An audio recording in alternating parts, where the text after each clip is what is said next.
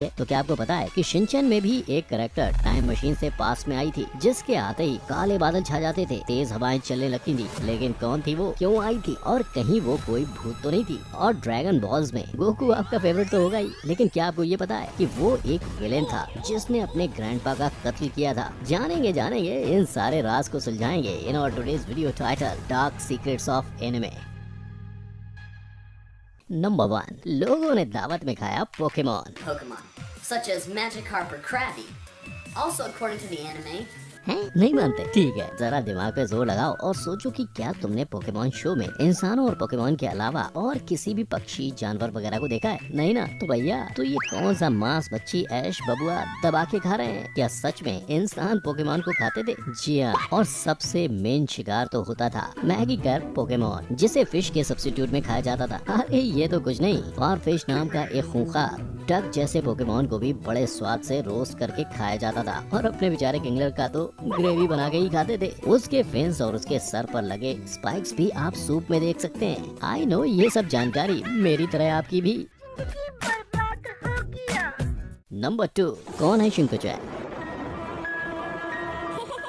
कहाँ से आती है, कहाँ को जाती है, दीवाना किसे? अच्छा बस पहले ये बताओ वो शिनचैन के घर ही क्यों आती है, किसी और के क्यों नहीं? अब अगर आप इन मोहतरमा को नहीं जानते, शुरुआत इनके परिचय से करते हैं। तो इनसे सबसे पहली मुलाकात होती है एपिसोड 651 में, और ऐसा कहा गया है कि वो फ्यूचर से कुछ चीजें बदलने आई है। लेकिन भाई हम कैसे मान लें कि वो फ्यूचर से आई है? वेल, इसका पहला प्रूफ ये है कि उसे पहले से सभी के नाम पता होते हैं। नंबर 2, इसके पास शीरो जैसे दिखने वाले 2 पपीज होते हैं जो एक एक गैजेट की हेल्प से बोल पाते हैं।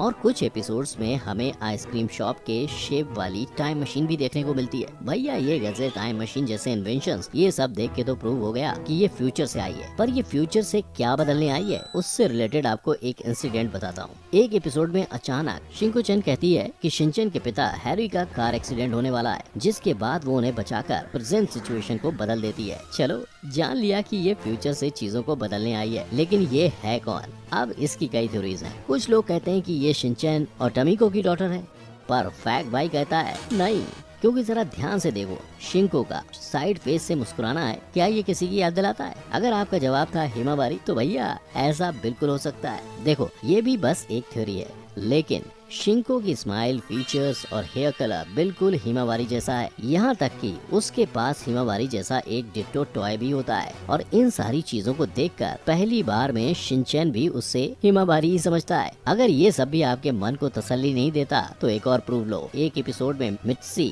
और शिंको के बीच कंपटीशन होता है, जिसमें हिमावारी की पसंद की चीजें बतानी होती है, और ऑब्वियसली शिंको इसमें जीत जाती है, क्योंकि आखिर हिमावारी को हिमावारी से बेहतर और कौन जान सकता है भला? गोकू ने क्यों मारा खुद के ग्रैंडपा को?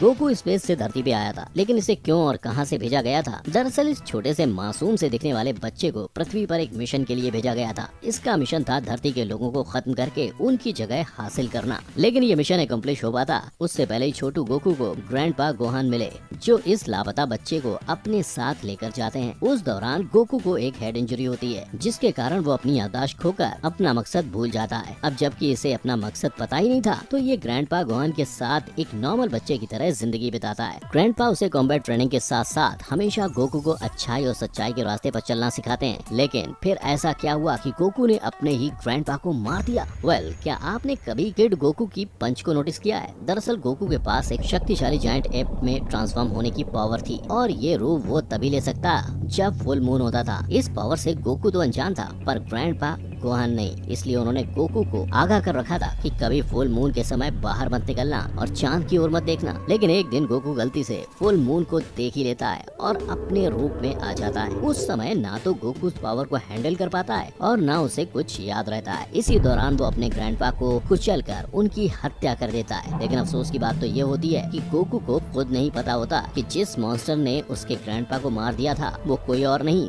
बल्कि वो खुद था, जो आगे चलकर काफी समय बाद उसे खुद रियलाइज होता है।